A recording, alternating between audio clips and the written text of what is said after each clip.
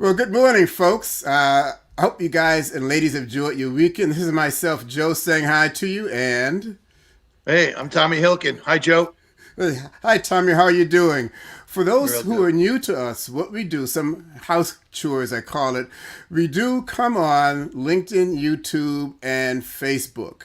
We do every Monday morning at 8:30. There may be exceptions, national holidays, something like that. The computer breaks down, but we haven't gotten there yet as a challenge. That being said, we do ask you, provide your comments, share your thoughts, ask your questions.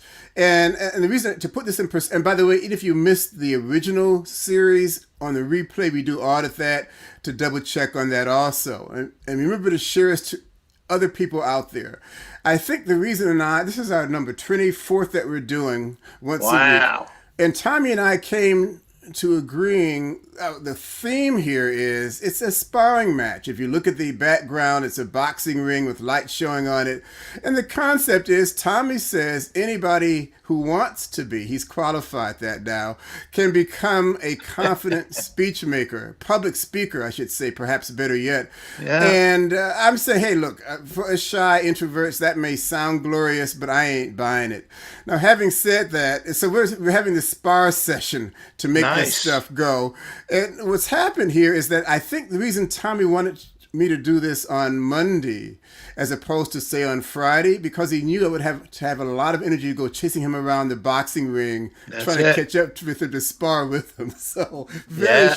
very shoot on this guy's part. That being said, one of the things we talked about on Friday just recently, he mentioned the concept about presentation versus public speaking. So my question to Tommy, and I make notes because I really have to do this, that if one is doing a presentation, that is it a public speaking, assuming you're in front of an audience, you're presenting a point, and one of the nuances that I hung my hat on this one is that I guess a presentation you kind of expect people have to show up, they have to learn, whereas public speaking is maybe people want to show up and they want to learn. Is that concept a core difference in how it affects everything else? Or am I way beyond my dialogue here? Well, I think you're zigging when you should be zagging, to tell you the Okay. truth. But, I like what you just said. It's a great question. And I think people get confused and really get mixed up. And here's where I think it happens. It just hit me that most people think of public speaking. And then Excuse me, Tommy. No, not it just hit you. Joe just hit you. Let's keep the context appropriate here. wow. Wow. There's a first. So that being said, now you threw me off. So when people think of public speaking, I think they have the image of the motivational speaker, the person on the stage, the person using big gestures, Yeah, talking me. to an audience. My thoughts. Right. When you think public speaking, first thing you think of is the motivational speaker, that image everybody has in their head of what a public speaker is. So to mix the two together, this is fantastic because I like this. There's many ways to give a presentation, and they all have to do with public speaking. Let's say you're giving, let's take it right here, a sales presentation, right? You got to plan it out. You got to prepare. You got to practice, right? Because you don't want to go in and wing it. It's an important presentation. And when I talk about public speaking, if you're talking to someone in a sales presentation, you're still speaking to that someone. And if you really want to bring it down to the simplest form, you're speaking to someone in public. You're out Yeah. of your house, you're in their office, you're in front of them. So it's a presentation, it's public speaking. Really what it comes down to is how do you become the best person to deliver your message to another human being, All no right. matter where it be? I often say it. If you're at the supermarket and you're talking to the person who's bagging your groceries, that's public speaking. We do it all the time. To bring it down to its simplest form, we do public speaking every day. Well, in New Jersey, maybe not, because not everybody responds. But Fair enough. but when you say to somebody, "How you doing?" and they say, "How you doing?" that's public speaking. True. Yeah, yeah. So my idea behind it is think of every time you have to present yourself or present your message. See, this is where the conversation gets a little messed up in people's heads. But let's take it right where we went. that it's not about being the motivational speaker on stage.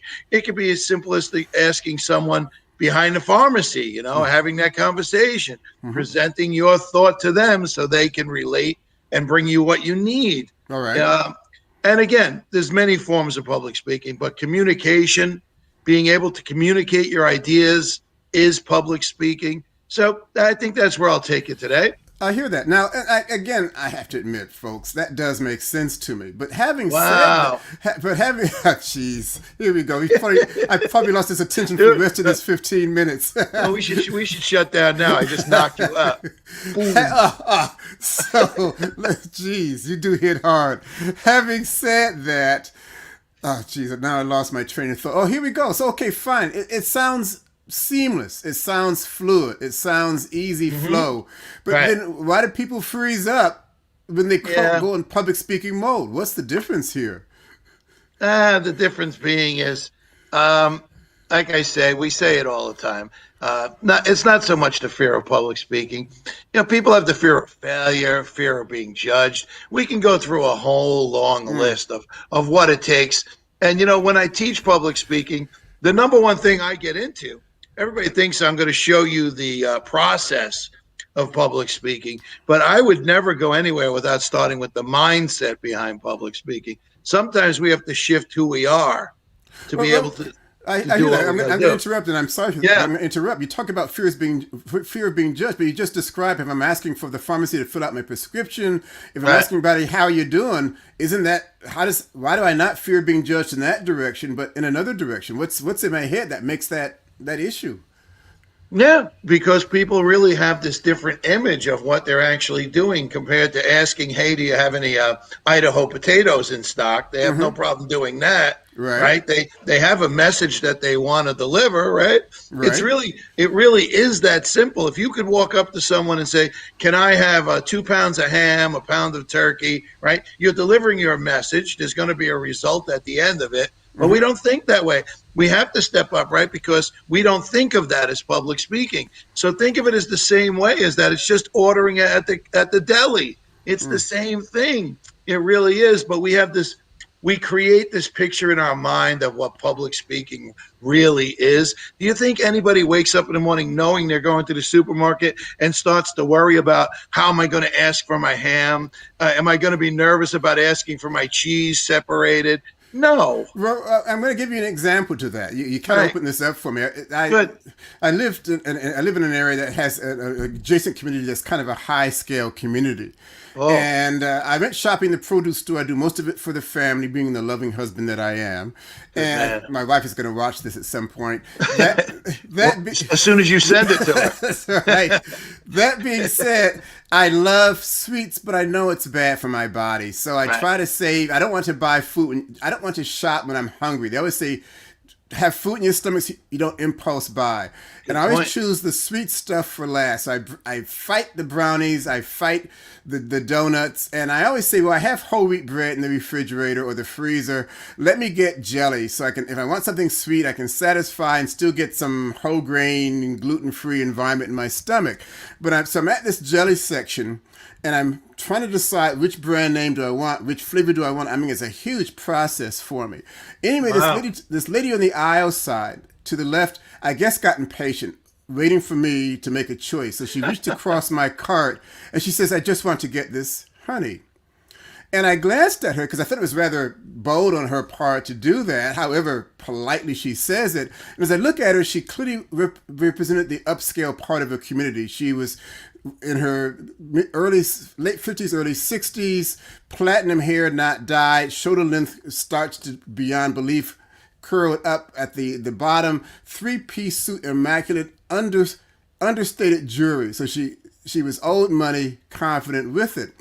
And as I'm saying, thinking a response to her, I'm saying if I say something to her, she probably has a lot of political power besides economic strength.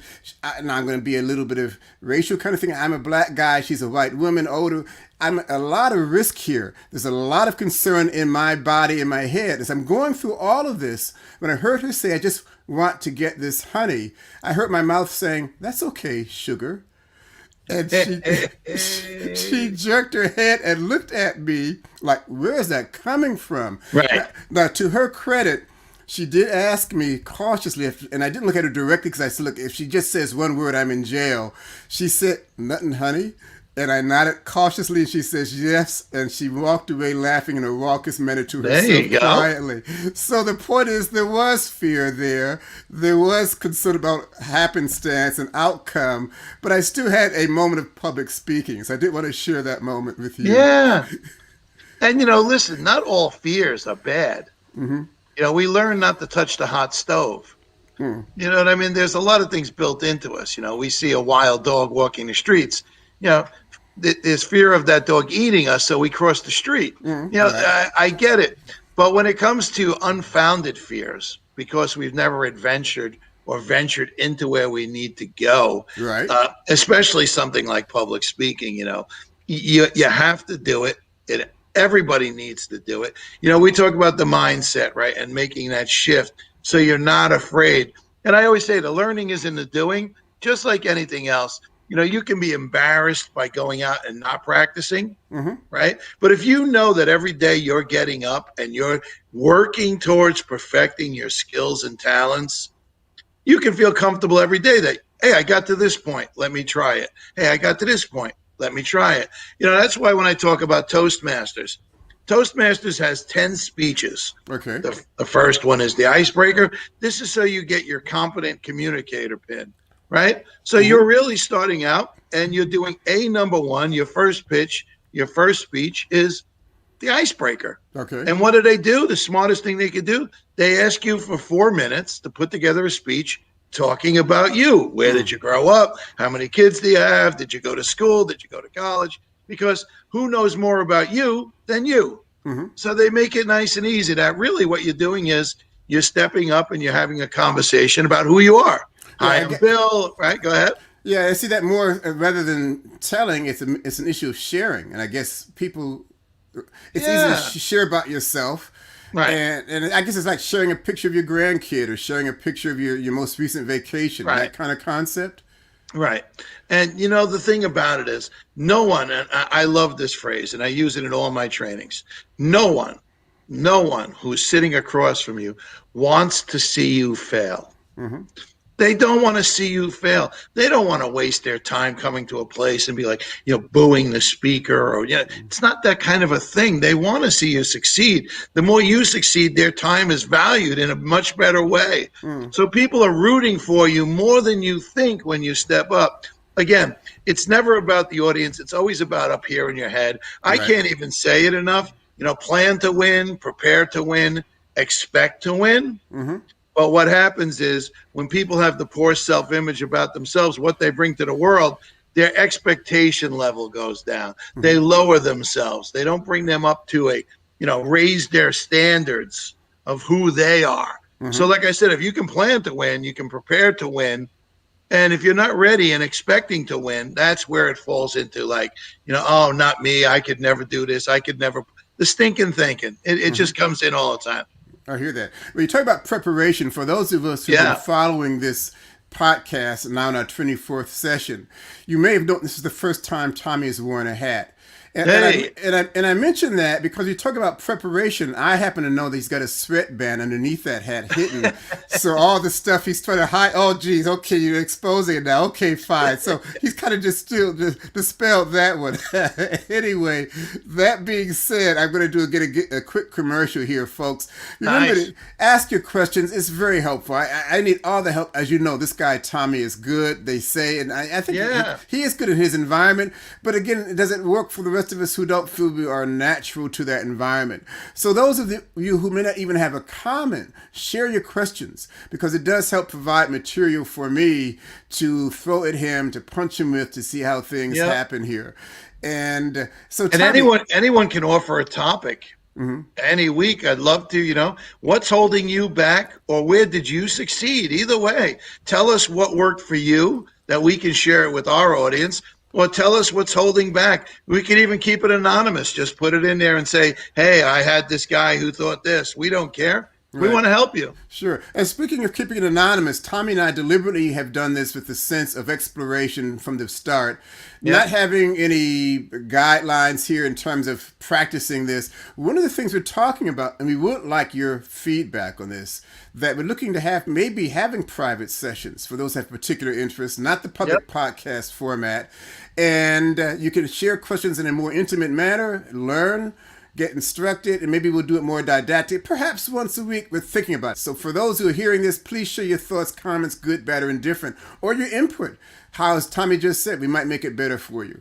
So Tommy, would you like to say something to take us home on this? Well, the good thing is I can share that the reason I'm wearing a hat is, unlike you, I'm going to get a haircut today.